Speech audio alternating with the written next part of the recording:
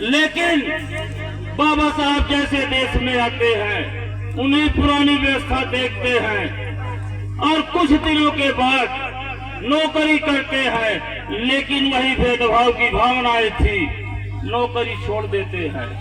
उन्होंने संपर्क लिया कि हम वकालत करके इस न्याय वंचित समाज को न्याय दिलाने का काम करूंगा। लेकिन उन्होंने धीरे धीरे इतना अग्रेसिव हो गए, इस समाज के आगे अपना खाना पीना भी भूल जाते थे और उन्होंने समाज के लिए कई आंदोलनों किए। उस समय की हालत ये थी कि तालाबों के पानी पीने को महार आंदोलन को नाम दिया गया था, बाबा साहब महार जात से है। उस आंदोलन का नाम महार आंदोलन रखा था और जबरई सारे गांव के लोगों ने मिलकर तालाब में पानी पीने गए।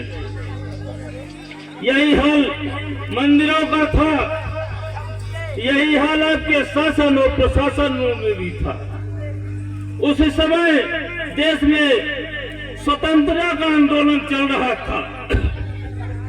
हमारा देश स्वतंत्र होने की कगार में था। अंग्रेज इस देश को छोड़कर जाने वाले थे। जाने के पहले एक व्यवस्था बनती है कि देश का संचालन कैसे होगा।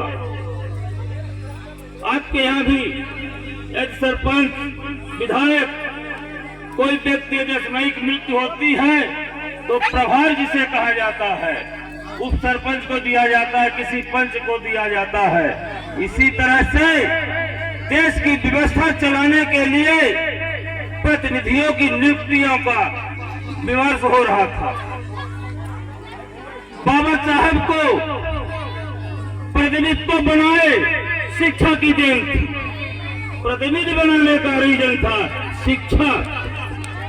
लेकिन उन्होंने चुनाव जब लड़ने की बारी आई, वो इस महाराष्ट्र के रहने वाले हैं और यह समय आया कि आपके कलकत्ता से उनको चुनाव लड़ना पड़ा। ये इस देश के लोगों की छुआछूत कहें और चाहे घृणा की भावना कहें, ये उनके लिए पैदा हुई और उन्होंने पश्चिम बंगाल कलकत्ता से चुनाव लड़े और अपने लोगों ने उनको चुनाव जिताकर भेजा। और जब वो सदन में पहुंचे तो इस संविधान निर्माता की जो आप बात करते हैं, उस कमेटी के में अध्यक्ष हुए और उन्हें वह सौभाग्य मिला, इस जीती जाती समाज के सारे अधिकार लिखने का उन्हें मौका मिला। यह मौका किसने दिया? शिक्षा ने दिया। शिक्षा के बदौलत उन्होंने यह संविधान लिखने का अधिकार मिला उन्हें, और उसकी बदौलत है कि आज आप लोगों को सारे के सारे अधिकार उन्होंने दिए हैं।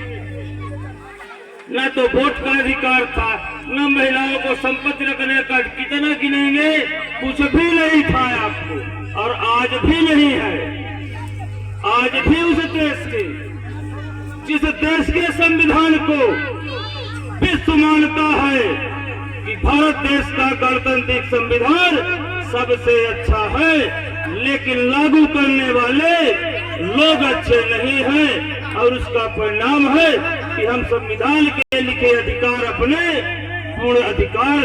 पूर्ण उसका लाभ नहीं ले पाते हैं। इसका रीजन है कि हमारे जनप्रतिनिधि वहां तक नहीं पहुंचते हैं। जो जनप्रतिनिधि आपकी बात करें, मैं आपको बहुत छोटा उदाहरण दूंगा। जिला पंचायत मेंबर मैं अभी 15 में बड़ा हूं। 15 के पहले डॉक्टर भीमराव अम्बेडकर की हमारे रीवा के सदन में फोटो नहीं लगी है। यदि आप लोगों को परीक्षण करना हो तो पूर्व के अध्यक्षों से पूछ लीजिएगा। ये मेरी देन है कि मैं पहली बैठक में पहली बार यह बात उठाया था कि यह हमारा सदन संविधान के नियमों के तहत चल